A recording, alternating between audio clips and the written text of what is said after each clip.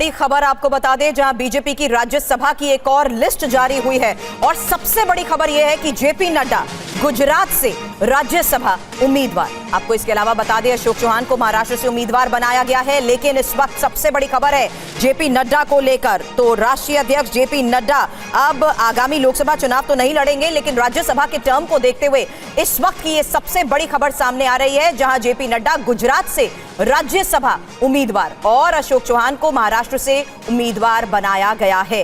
तो फिलहाल इस वक्त की ये बड़ी खबर, और एक बार फिर से आपको बता दें, ये एक और लिस्ट सामने आई है और इस लिस्ट में बीजेपी की राज्यसभा की एक और लिस्ट जो जारी हुई है, उस बारे में और जानकारी हमारे सहयोगी आमोद राय हमें दे रहे हैं। आमोद जी, राष्ट्रीय अध्यक्ष जेपी नड्डा को लेकर फिलहाल क्या बड़ी खबर? बिल्कुल, देखिए, जेपी नड्डा को ये चर्चा चल रही थी कि कहां से राज्यसभा भेजा जाएगा, क्योंकि बीजेपी अध्यक्ष जेपी नड्डा ने खुद ये कह दिया था कुछ दिन पहले कि अब वो लोकसभा का चुनाव नहीं लड़ेंगे और उनको राज्यसभा के अलावा कोई दूसरा रास्ता नहीं था। तो ये चर्चा चल रही थी किस राज्य से बीजेपी अध्यक्ष पहुंचेंगे राज्यसभा।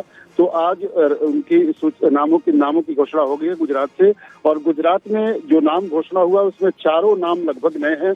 और जो पहले से दो महत्वपूर्ण नाम थे, इसमें पुरुषोत्तम रूपाला और मनसुख मंडाविया, जो दोनों केंद्रीय मंत्री हैं, कैबिनेट मंत्री हैं, उन दोनों को ड्रॉप किया गया है। चर्चा है कि दोनों को चुनाव लड़ाया जाएगा, लोकसभा इस बार चुनाव लड़ाया जाएगा।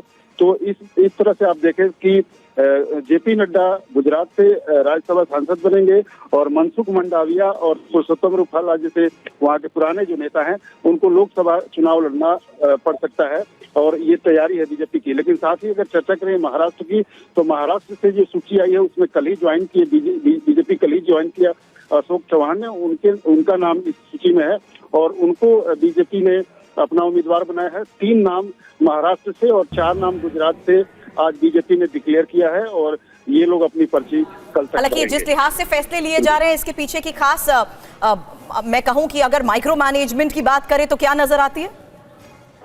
देखिए, बीजेपी अध्यक्ष चूंकि चुनावी वर्ष है और चुनाव है, ऐसे में बीजेपी अध्यक्ष चुनाव लड़ना उनको मुफीद नहीं रहेगा, ये पार्टी मानती है। इसलिए उनको लोकसभा के बजाय राज्यसभा जाना ही उनके लिए श्रेयस्कर होगा, ये पार्टी मानती है।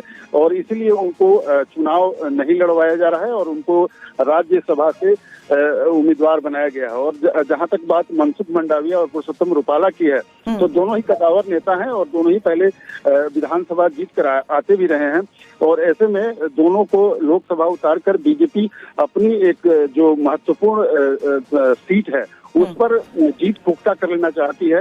किसी दूसरे उम्मीदवार को भेजने के बजाय इन दोनों को उतारने से वहां पे जमीनी स्तर पे बीजेपी मजबूत होगी, ये बीजेपी समझती है, और इसलिए इनको भेजा गया है जेपी नड्डा को राज्यसभा में और इन दो महत्वपूर्ण नेताओं को राज्यसभा में। और जमीनी स्तर पर मजबूती की आपने जहां तक बात की है, तो उसमें जिस तरीके से जेपी नड्डा के ऊपर चुनाव लड़वाने की बहुत बड़ी जिम्मेदारी होती है, इसीलिए लोकसभा चुनाव ना लड़ने की भी एक बड़ी वजह उनकी हमेशा यही सामने रखी गई। निश्चित तौर पे देखिए, बीजेपी अध्यक्ष चूंकि देश भर में चुनाव प्रचार के लिए जाएंगे, और ऐसे में कहीं अगर एक जगह से चुनाव लड़ेंगे तो ये निश्चित तौर पे उनको वहां जाना पड़ेगा और थोड़े दिन कैंपेन करना पड़ेगा। और जहां तक बात जेपी नड्डा की है, तो उनकी हिमाचल में 5 लोकसभा सीट है और उसमें लगभग जो जेपी नड्डा चुनाव लड़ सकते थे, वहां से सीटें लगभग फुल हैं और पहले से वहां कदावर नेता हैं। तो इसलिए बीजेपी मानती है कि वहाँ उनको जड़ें मजबूत है पार्टी की, और वहाँ से पुराने लोगों को ही टिकट दिया जाएगा और वहाँ से वो चुनाव लड़ेंगे।